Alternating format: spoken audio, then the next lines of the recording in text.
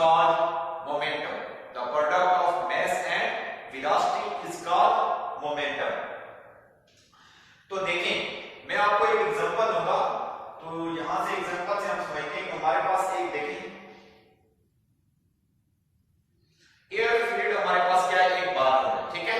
इस air filled balloon के अंदर हमारे पास सारे मतलब ये एयर है, देखें यहां पे देखें, जब आप क्या करते हैं कि इसके माउथ से हम क्या करते हैं, डोर को मतलब या धागे से बांधा हुआ होता है उसको छोड़ते हैं, उसको ओपन करते हैं, तो हमारे पास ये जो इसकी एयर होगी वो मतलब बालून से कैसे तेजी से फास्टली रश आउट हो जाएगी, ठीक है ना। तो मतलब ये क्या होगा कि इसकी जो बालून से एयर रश आउट होगी उसकी डायरेक्शन नीचे की तरफ है और फिर इसकी डायरेक्शन ऊपर की तरफ है, ठीक है ना। दोनों की डायरेक्शन क्या हमारे पास अपोजिट है, लेकिन देखिए आपने मतलब हम इमेजिन कर लें कि हम हमारे पास क्या एक बालून है, ठीक है। उस बालून के अंदर हम क्या करते हैं कि एयर फिल करते हैं, ठीक है। फिर जैसे ही एयर मतलब हम उसको मुंह को ओपन करते हैं तो फिर हमारे पास क्या होता है कि ये इस तरह बाल खाता हुआ कुछ देर के अंदर मतलब हमारे पास बालून गिर जाता है। इसका मतलब क्या हुआ हमारे पास कि इनकी एयर इस तरफ आ रही है, ठीक है, बट ये हमारे पास बालून जो होता है वो उस तरफ जा रहा होता है। जितनी तेजी से हमारे पास बालून की एयर जो होती है बच्चे वो नीचे की तरफ मूव कर रही है, उतनी तेजी से बालून ऊपर की तरफ मूव करता है, तो दोनों की डायरेक्शन हमारे पास क्या होगी, अपोजिट हो जाएगी, ठीक है ना। तो जितनी तेजी से बच्चे ये नीचे की तरफ, उतनी तेजी से बालून ऊपर की तरफ, तो ये हमारे पास क्या होंगे, action and reaction both equal but in opposite direction. Action and reaction both are equal but in opposite direction. दोनों इक्वल तो है लेकिन इन दोनों की डायरेक्शन क्या हमारे पास अपोजिट है। तो यहाँ पे न्यूटन थर्ड लॉ अप्लाई हो रहा है, समझ आ गया बच्चे कि यहाँ पे न्यूटन थर्ड लॉ ने हमें क्या सिखाया है कि action and reaction both are equal but in opposite direction. तो टोटल सिस्टम के अंदर जो मोमेंटम मतलब क्या हो रहा था कि पहले मतलब इसके ऊपर मतलब ये जो हमारे पास एयर रश आउट हो रही है बालून से, इसका मोमेंटम और बालून जो उधर जा रहा है बिफोर एंड आफ्टर दोनों का मोमेंटम क्या है, जीरो है, कोई चेंजिंग नहीं है, ठीक है ना। तो यहां पे हम कह सकते हैं कि हमारे पास टोटल मोमेंटम जीरो रहा इसमें, ठीक है। अब हमारे पास क्या है बच्चे, इस टॉपिक को पढ़ते हैं। तो टॉपिक के अंदर हमारे पास एक आइसोलेटेड सिस्टम, हम एक ऐसा सिस्टम लेंगे कि हमारे पास बच्चे आइसोलेट ऐसा सिस्टम होगा जिसके ऊपर कोई फोर्स एक्ट नहीं कर रही होती। आप इस तरह इमेजिन कर लें कि हमारे पास सनोकर वाला टेबल होता है, उसके ऊपर जैसे ही बच्चे क्या होते हैं, बॉल पड़े होते हैं, तो बॉल के ऊपर क्या होता है, कोई फोर्स एक्ट नहीं कर रही होगी। जैसे जब उनके ऊपर फोर्स एक्ट नहीं कर रही होगी तो वो हमारे पास क्या कहलाएंगे, आइसोलेटेड होते हैं, ठीक है। तो system in which no net force act कर रही हो, समझ आ गई ना। नेट फोर्स इस वजह से कहा कि कोई मतलब एक्सटर्नल फोर्स वहां पे नहीं लग रही है, ठीक है ना, कोई फैक्टर वहां पे किसी भी मतलब फोर्स से नहीं कर जरूरत होगा। तो अब हमारे पास क्या है, आइसोलेटेड सिस्टम ऐसा होगा जिसके ऊपर नो नेट फोर्स एक्ट कर रही होगी। तो नेक्स्ट हमारे पास यहां पे एक्सप्लेनेशन देखें।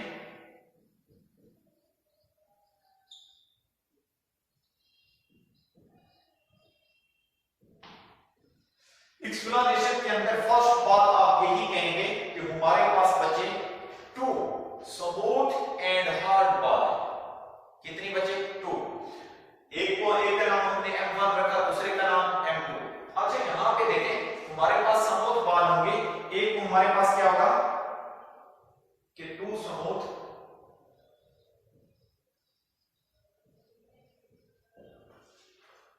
But hard.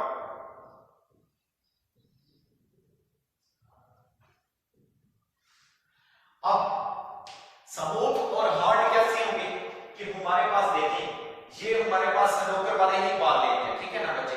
क्यों, स्नूकर वाले उनकी हमारे पास क्या होते हैं कि उनकी जो ऊपर वाली सरफेस होती है वो राउंड शेप में होती है। उनकी अगर सरफेस राउंड शेप में है तो हमारे पास वो क्या होंगे, बिल्कुल मतलब ऊपर से हार्ड में होंगे, स्मूथ भी होंगे। अगर हम इस तरह का बॉल ले लेंगे, कंसीडर करें इस तरह, ठीक है।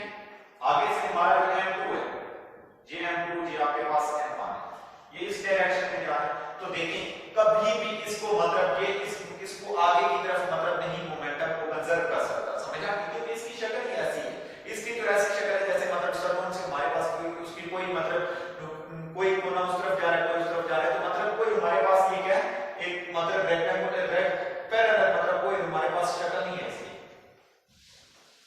अब नेक्स्ट बच्चे देखें, इसके अंदर हम मैथमेटिकली करेंगे।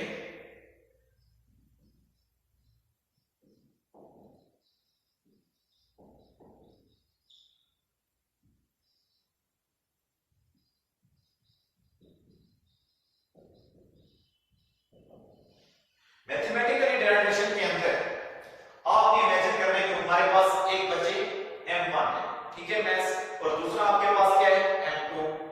m1 की वेलोसिटी u1 रख दी, m2 की u2, ये हमारे पास बिफोर कोलिजन है, ठीक है ना। अब हमारे पास एट कोलिजन के ऊपर अब इसकी जो हमारी स्पीड है इसकी m2 की, इसकी कम है, इसकी ज्यादा है, ठीक है ना। अगर हम दोनों की स्पीड सेम रखते हैं तो हमारे पास मतलब ये जो पीछे वाला है, तो इसका मतलब क्या होगा कि ये कभी भी उसको जाके मतलब उस तक कभी भी नहीं पहुंच सकेगा, ठीक है ना। इस वजह से हमारे पास m1 की स्पीड बच्चे ज्यादा है और इसकी स्पीड क्या है, कम है। कोलिजन के टाइम ये इस पॉइंट पे कोलाइड हो गए, ठीक है। आफ्टर कोलिजन हमारे पास क्या होगा, m1 v1 m2 v2, ठीक है बच्चे। आफ्टर कोलिजन के बाद ये दोनों क्या होंगे बच्चे, इनकी वेलोसिटी चेंज हो जाएगी, ठीक है। अब फर्स्ट आप कंसीडर करें कि हमारे पास दो बॉल है, ठीक है। एक मतलब क्या कर रही है कि उसकी स्पीड ज्यादा है और दूसरी की स्पीड कम है, ठीक है ना। जो पहले हमारे पास मतलब m2 है, इसकी स्पीड कम होगी और इसकी स्पीड ज्यादा होगी। ये इसको जाके थोड़ा डिस्टेंस कवर करने के बाद इसके साथ कोलाइड हो जाएगी, ठीक है। टकराने के बाद इनका मोमेंटम बच्चे क्या होगा, इनकी स्पीड क्या होगी, चेंज हो जाएगी। इन दोनों की स्पीड चेंज होगी। पहले हमारे पास क्या था कि हमारे पास इसकी स्पीड v1 थी, अब इसकी स्पीड क्या हो गई है, v2 होगी या v1 होगी, ठीक है ना। तो अब क्योंकि दोनों को कोलाइड के बाद कोई भी मतलब हमारे पास चेंजिंग हुआ है कि नहीं, अब इन्हीं के दरमियान हम क्या करेंगे कि मैथमेटिकली डिराइव प्रूव करते हैं कि हमारे पास बच्चे इनिशियल मोमेंटम और फाइनल मोमेंटम दोनों मतलब m1 और m2 के दरमियान सेम आता है, तो फिर हमारे पास law of conservation of momentum मतलब कोई चेंज नहीं आएगा, मोमेंटम हमारा कंजर्व रहेगा, जीरो रहेगा, समझ आ गई। आप देखें मैथमेटिकली इनिशियल मोमेंटम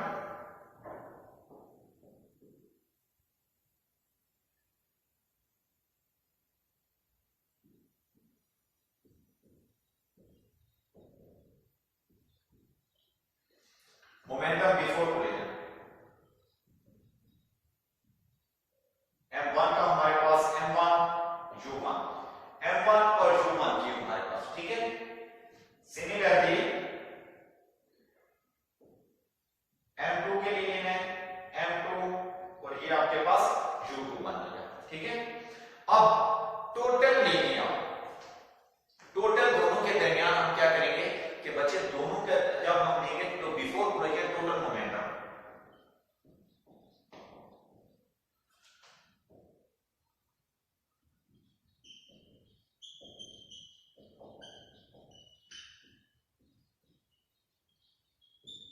वो आएगा m1 u1 प्लस m2 और u2। अब इस इक्वेशन को आप इक्वेशन नंबर 1 का नाम देंगे। सिमिलरली बच्चे आफ्टर कोलिजन के बाद यहां पे हम इसका अपने मोमेंटम फाइंड कर रहे हैं। आफ्टर कोलिजन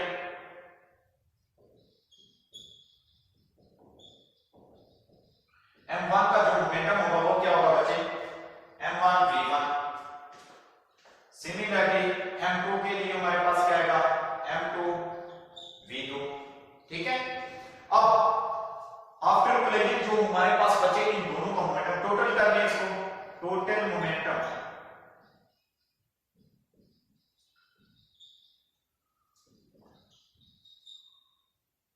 आफ्टर कोलिजन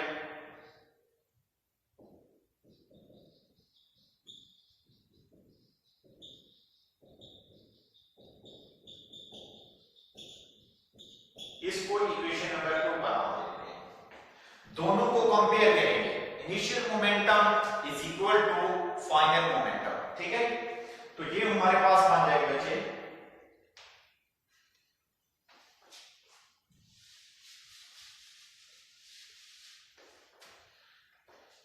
देखिए बच्चे ये हमारे पास initial momentum m1 u1 plus m2 u2 is equal to हमारे पास क्या आएगा m1 v1 प्लस m2 और v2। अब यहां पे देखें initial momentum is equal to final momentum, तो दोनों सेम आ गए, कोई चेंज नहीं आया, तो हमारे पास मोमेंटम इट मीन जीरो। ठीक है, सिस्टम के मतलब कोलिजन से पहले की और जितना कोलिजन से पहले था उतना ही कोलिजन के बाद है। ठीक है ना, दोनों इक्वल है, तो मोमेंटम के अंदर कोई चेंज नहीं आया। तो देखिए हमारे पास action and reaction equal, but direction उन दोनों की क्या आएगी बच्चे, अपोजिट आएगी, तो न्यूटन थर्ड लॉ अप्लाई हो जाता है। ठीक है ना, यहां पे action and reaction by third law, action and reaction equal but opposite direction.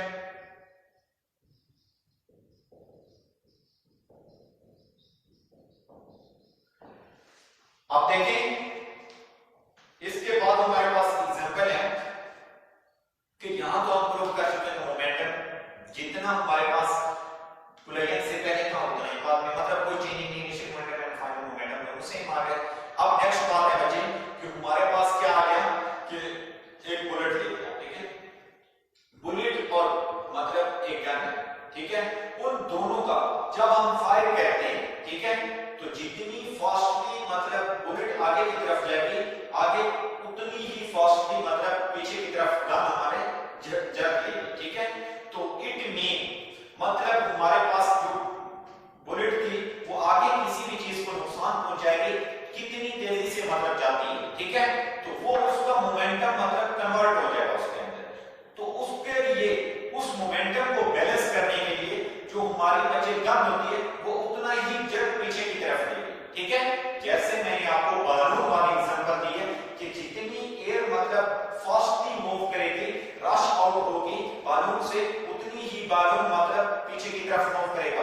तो दोनों की बुलेट और गन बालून समझ आ गई, इन दोनों की बचे डायरेक्शन क्या है हमारे पास, पर उनकी हमारे पास क्या है, एक्शन एंड रिएक्शन इक्वल है, और डायरेक्शन उन दोनों की क्या हो जाती है, अपोजिट हो जाती है। ठीक है, तो ये चीज थी हमारे पास कि आज हमने जो लेक्चर पढ़ा उसके अंदर बचे बुलेट वाले भी यही हमारे पास एग्जांपल है, और हमारे पास नेक्स्ट मतलब बालून वाले भी, तो ये दोनों के सिस्टम का पहले हमारे पास भी और बाद में भी दोनों का मोमेंटम क्या रहता है, कंजर्व रहता है। ठीक है,